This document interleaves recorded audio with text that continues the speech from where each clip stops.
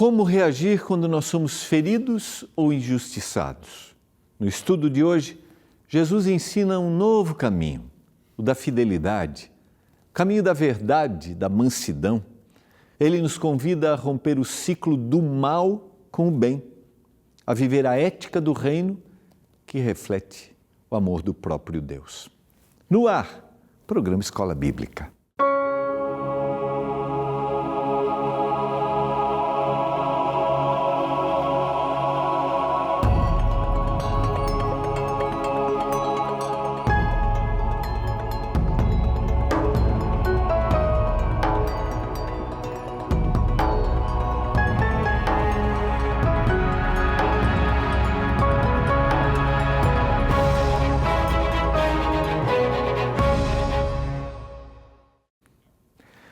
Olá, tudo bem com você? No ar, programa Escola Bíblica. Aqui, na TV Novo Tempo, o canal da Esperança.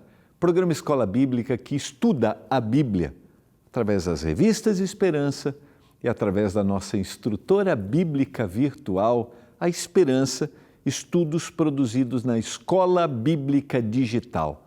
A gente tem aqui na Novo Tempo a nossa Escola Bíblica, que produz revistas, que dá o atendimento também, e uma série de outros trabalhos que a gente faz, né?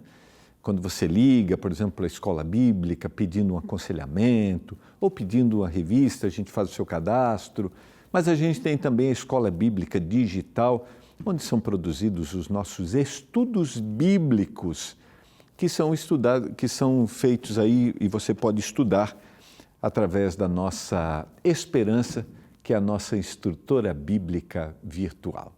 Então é muito simples, o telefone apareceu aqui já, 12982000062, esse é o número da Esperança, só escrever estudo, ela vai dialogar com você e aí vai te mandar os estudos. É bem simples, porque você vai escolher A, B ou C, tá? Em todas as perguntas.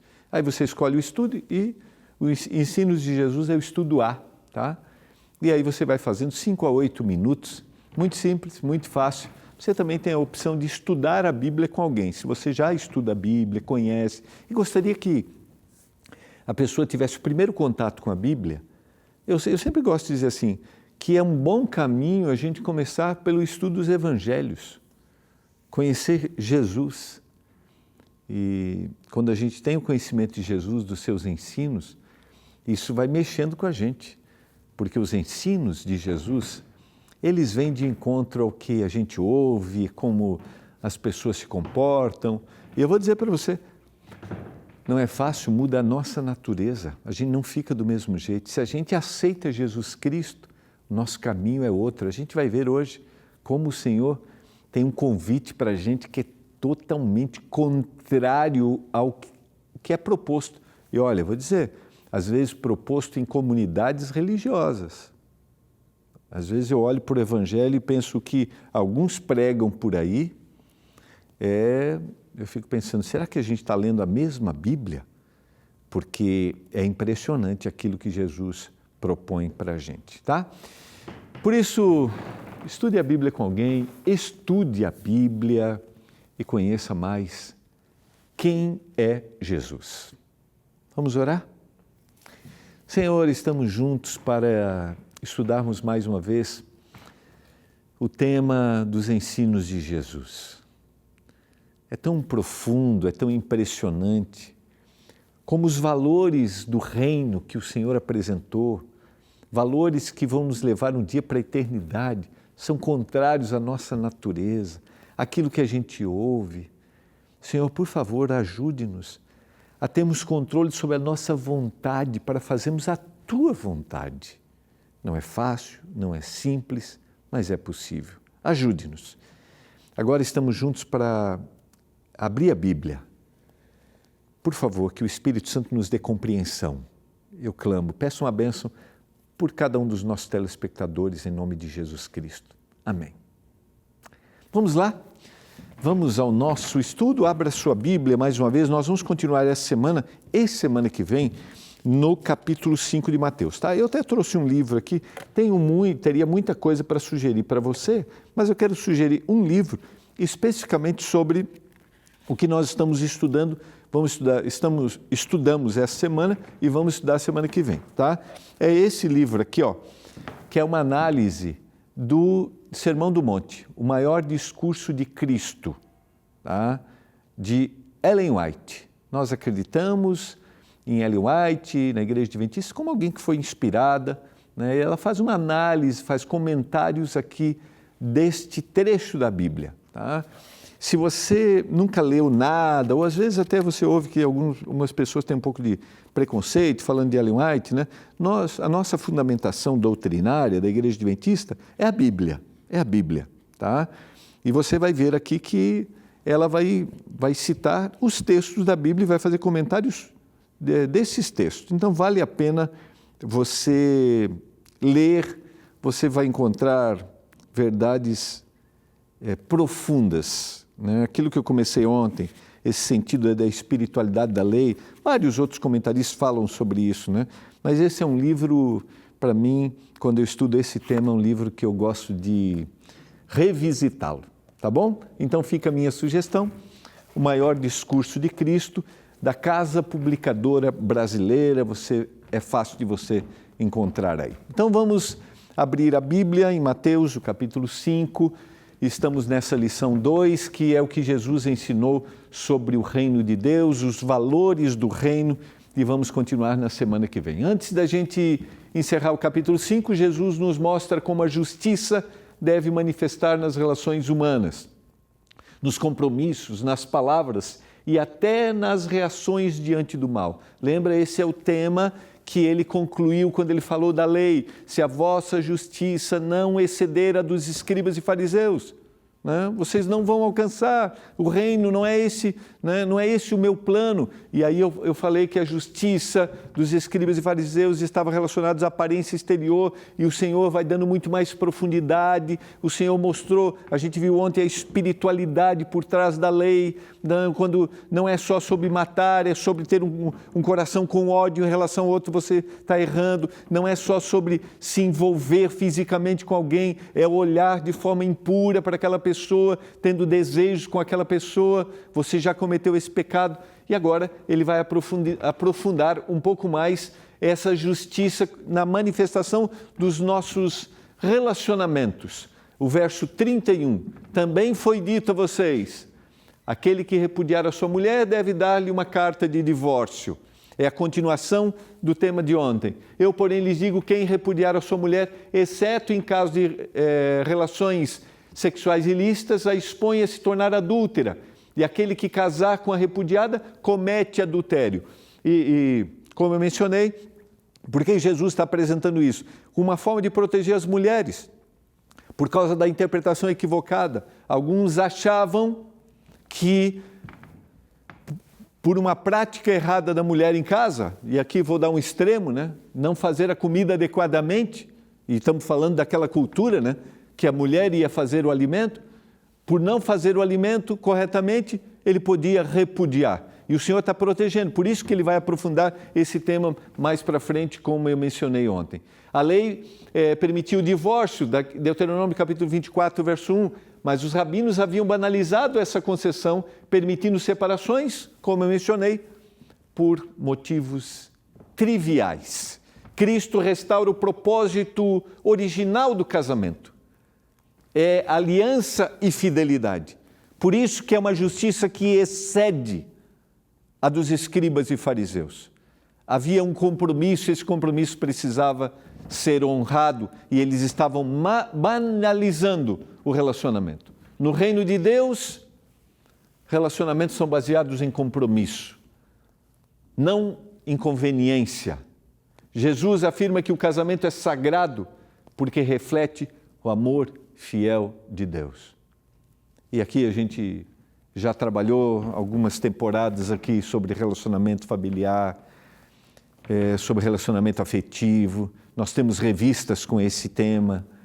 Queridos, existe um compromisso que deve ser respeitado, um compromisso que deve ser valorizado.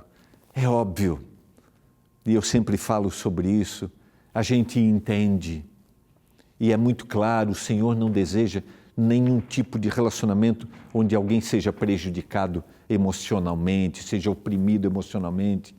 Jamais, jamais, nem emocionalmente nem fisicamente. Nós não estamos falando sobre esse tipo de divórcio, não é sobre isso. O que eu estou falando é a gente, às vezes por incompatibilidade, porque não é mais essa pessoa, eu achava que era, às vezes pelo encantamento de outra pessoa, a gente não cumprir o nosso compromisso no casamento. Os dois tratarem um ao outro com carinho, com respeito, com amor que vem do Senhor.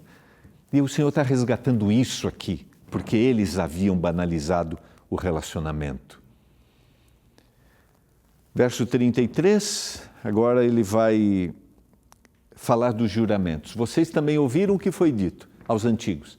Não faça juramento falso, mas cumpra rigorosamente para com o Senhor o que você jurou. Eu, porém, lhes digo, não jurem de modo nenhum, nem pelo céu, por ser o trono de Deus, nem pela terra, por ser estrado dos seus pés, nem por Jerusalém, por ser a cidade do grande rei. Por que o Senhor está trazendo este tema? Está trazendo o tema por causa do compromisso, da fidelidade. A religião pagã havia influenciado a prática religiosa. Havia entre os romanos a prática de juramento para que um Deus tornasse aquilo real, para que um Deus firmasse aquele compromisso. E o Senhor está dizendo assim, não, vocês... E aí, entre eles não juravam por Deus, porque não podiam tomar o nome de Deus em vão, então eles arrumaram outras formas de juramento, como jurar por Jerusalém. Então, eles estavam tentando, de alguma forma, se assemelhar às práticas que eles haviam absorvido. E o Senhor está dizendo assim, o que vale diante de um compromisso é a palavra que você assumiu. Então não procure artimanhas, não procure formas como que vocês estão procurando, como tem aqueles que não são do mundo religioso, dos gentios, né? Esses têm outras práticas, vocês não podem ter. Aquilo que vocês assumem como compromisso, vocês devem cumprir. O Senhor está falando, mais uma vez, sobre essa preocupação exterior e não a mudança do coração. Se eu fiz um compromisso, eu vou cumprir esse compromisso. Se eu assumir esse compromisso, vai ser dessa forma, eu não preciso jurar. E o Senhor está dizendo que não há aqui nenhuma forma de juramento entre aqueles que são religiosos. Não jure pela sua cabeça, porque você não pode fazer com que um só cabelo fique branco ou preto. Que a palavra de vocês seja sim, sim, não, não. O que passar disso vem do maligno. Fidelidade. Lembre-se qual é o contexto. O Senhor está falando da justiça que deveria exceder a dos escribas e fariseus. O Senhor está apresentando os valores do reino. E os valores do reino, queridos, são baseados na fidelidade com Deus, que se manifesta na fidelidade com o próximo. E é para a gente pensar um pouquinho se estamos cumprindo os nossos compromissos diante do Senhor. Aqueles que fizemos com o nosso próximo. O Senhor é testemunha de tudo que fazemos. É para a gente pensar se diante da sociedade, nós como cristãos estamos sendo vistos como aqueles que estão honrando o nome do Senhor, estão sendo justos com aquilo que eles dizem. Os fariseus haviam criado juramentos complexos para graduar a veracidade das palavras, como se jurar pelo céu fosse menos sério do que jurar pelo nome de Deus, absorvendo as práticas pagãs. Jesus ensina que a vida do discípulo deve ser tão íntegra que não precisa de garantias externas. Quem vive na verdade não precisa jurar, pois a sua palavra é confiável por si mesma. Entende o que o Senhor quer dizer? Aquele que vive na verdade não precisa jurar, porque ele vai cumprir aquilo que ele prometeu. A ética cristã começa nas palavras. A verdade não é apenas dita, a verdade é vivida. Evangelho é transformação, não é um discurso. Ser de Jesus não é aparência externa, mas é um coração fiel que vai se manifestar no exterior, como nós vimos ontem. É óbvio que vai, mas ele começa aqui no coração. E a pergunta é: as pessoas podem acreditar em você? As pessoas podem acreditar em mim? Nossas palavras são verdadeiras?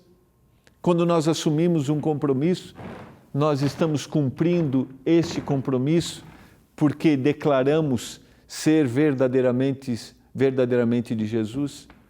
Na sequência, ele vai continuar falando sobre o relacionamento com o próximo, o compromisso com o próximo. Agora ele diz assim, no verso 38 e 39, vocês ouviram o que foi dito, olho por olho e dente por dente. Eu, porém, lhes digo, não resistam ao perverso. Se alguém lhe der um tapa na face direita, ofereça-lhe também a face esquerda. A antiga lei olho por olho, de Êxodo capítulo 21, verso 24, visava limitar a vingança, não autorizar a vingança, o respeito próximo. Mas agora Jesus propõe um princípio superior, não só de limite, e o limite deve existir. E eles haviam adotado isso como um espírito de vingança. Eu vou reagir, quando na instituição há um limite, respeite, eu vou até aqui, porque a partir daqui não me pertence mais. Mas eles disseram, não, se agiu dessa forma, eu vou reagir também. Mas agora o Senhor está propondo algo muito maior, a justiça que excede. O Senhor está propondo, olha só, olha que coisa impressionante, um princípio que diz, responda o mal com o bem. Queridos, nós vivemos numa sociedade que nós somos expostos às injustiças todos os dias, todos os dias. Eu não quero dizer que a gente não deva buscar, diante das autoridades legais, aquilo que está colocado para nós, aquilo que é nosso direito. Não, não é sobre isso. Mas a grande questão é, qual é a motivação pela qual eu estou fazendo isso? Qual é o meu objetivo? O meu objetivo é um espírito de vingança? Mesmo usando meios legais? Esse é o objetivo? Ou estou buscando aquilo que é direito, que é justo, e estou agindo dessa forma com o bem? Será que a gente propõe hoje vencer o mal através de uma boa ação, de algo que é correto, daquilo que é bom? Ou estamos sendo motivados por vingança e por ódio? Se fizermos isso, interiormente, nós já cometemos o mal. Interiormente, nós já abandonamos os princípios do reino. Porque o princípio do reino é responder ao mal com aquilo que é bom. Essas palavras não são um chamado à passividade, como eu mencionei, uma passividade covarde, mas a força da mansidão e do equilíbrio. Esse é o convite que o Senhor nos faz. E está nas bem-aventuranças. Jesus não incentiva a injustiça, não é sobre isso, mas ensina que a vingança não transforma corações, mas é o amor que transforma o coração. e fazer aquilo que é correto. É uma expressão de amor se a minha intenção é amorosa e não é de vingança. O amor, a maior vitória do cristão não é revidar, mas é permanecer em paz quando o mal provoca. Queridos, é desafiador, não é? Não é desafiador permanecer em paz quando o mal provoca?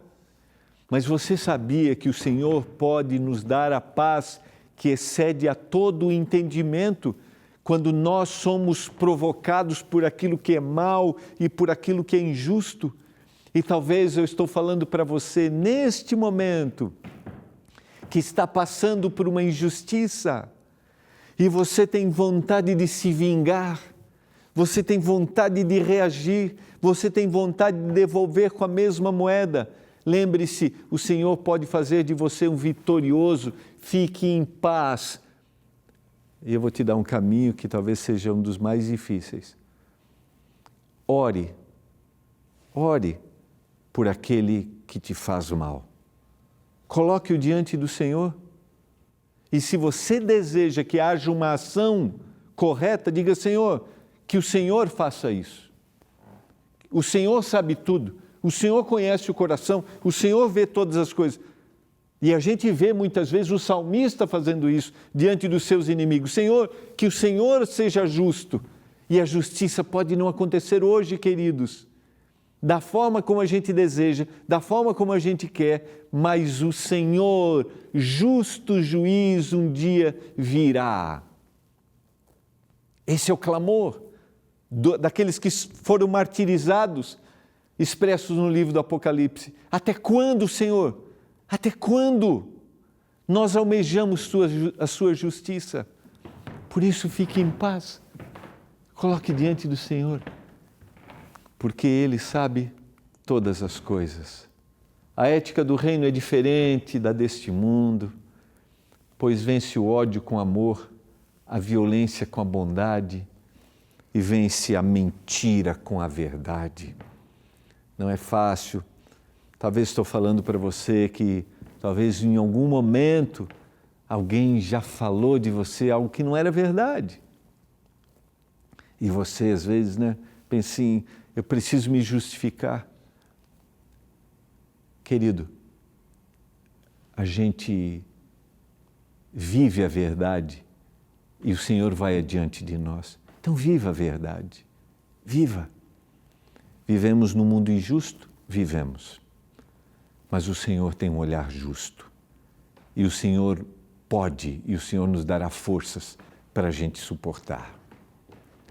E é esse convite que o Senhor faz, que era o que Ele passaria, a morte através de acusações injustas. Verso 40, 42, se alguém quer processar você e tirar-lhe a túnica, deixe que leve também a capa. Se alguém obrigar você a andar 1 milha, vá com ele 2. Dê a quem lhe pede e não volte as costas ao que lhe pedir emprestado. Caminhe 2ª milha, vá adiante. Jesus nos chama a viver a ética do reino. Isso acontece quando há fidelidade nos relacionamentos, verdade nas palavras e mansidão diante do mal. 3 coisas para a gente considerar. Quando que a gente vive a ética do reino, os valores do reino que são diferentes dos valores apresentados neste mundo? Quando a gente é fiel nos relacionamentos, quando a gente é verdadeiro nas palavras e quando a gente tem domínio diante da injustiça, diante daquilo que é mal. O cristão reflete o caráter divino quando escolhe mostrar ao mundo que existe um caminho melhor, o caminho do amor que vence o mal com o bem. E amor aqui não é só, eu sempre repito isso, queridos, é importante, não é só como eu me sinto em relação ao outro, mas é o tratamento que eu dou para o outro. E o Senhor vai aprofundar isso na sequência. Um tratamento que às vezes não é merecido. Vocês ouviram o que foi dito, ame o próximo e odeie o seu inimigo. Eu, porém, lhes digo, ame os seus inimigos e orem por aqueles que perseguem vocês. Essa expressão, odeie o seu inimigo, a gente não encontra no Antigo Testamento, mas essa era uma prática comum entre eles. Ame o próximo e odeie o inimigo. Eu estou dizendo, amem os seus inimigos e orem por aqueles que perseguem vocês. Porque dentro da religião, eles se achavam exclusivistas. Eles odiavam, não queriam, condenavam aqueles que viviam à margem. Por exemplo, como é que eles tratavam os samaritanos dentro do contexto? Eles não passavam, não queriam estar junto, não queriam estar próximo, não visitavam. E o Senhor está dizendo, não é dessa forma. Por isso que para os discípulos foi tão desafiador pregar evangelho para quem não era judeu, por causa desse exclusivismo. E o Senhor continua dizendo, só voltando aqui, eu lhes digo, amem os seus inimigos e orem pelo que perseguem vocês, para demonstrarem que são filhos do Pai de vocês, que está nos céus. Porque Ele faz o sol nascer sobre maus e bons, e vir chuvas sobre justos e injustos. Porque se vocês amam aqueles que os amam, que recompensa vocês terão? Os publicanos também não fazem o mesmo? Amam aqueles que vocês amam? E se saudarem somente seus irmãos, o que é que estão fazendo demais? Os gentios também não fazem o mesmo? Portanto, sejam perfeitos, como perfeito é o vosso Pai de vocês que está no céu. Perfeição aqui, queridos, é maturidade, porque o indivíduo, para alcançar essa maturidade, amar, expressar amor para quem não merece, expressar amor para quem nos tratou mal, somente o poder do Espírito Santo e a maturidade espiritual que vai trazer. O clímax do ensino de Cristo é amor pelos inimigos. O mundo ensina que amar quem nos ama, né? Ok, Jesus revela o caminho de um amor que não depende de merecimento. Não é merecimento. O reino de Deus não é movido por vingança, mas ele é movido por misericórdia. Ser filho do Pai é amar como Ele ama. O reino de Deus é chamado à plenitude, é um chamado, queridos, à plenitude do amor. É só um coração rendido a Cristo que pode viver essa obediência verdadeira. Só um coração que se rende a Cristo. Você olha para mim e diz assim, pastor, mas o senhor não conhece a minha história, o senhor não sabe o que fizeram comigo.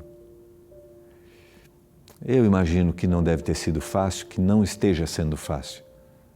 Mas eu vou te dizer uma coisa, não há nada que não possa ser transformado no nosso coração pelo poder do Espírito.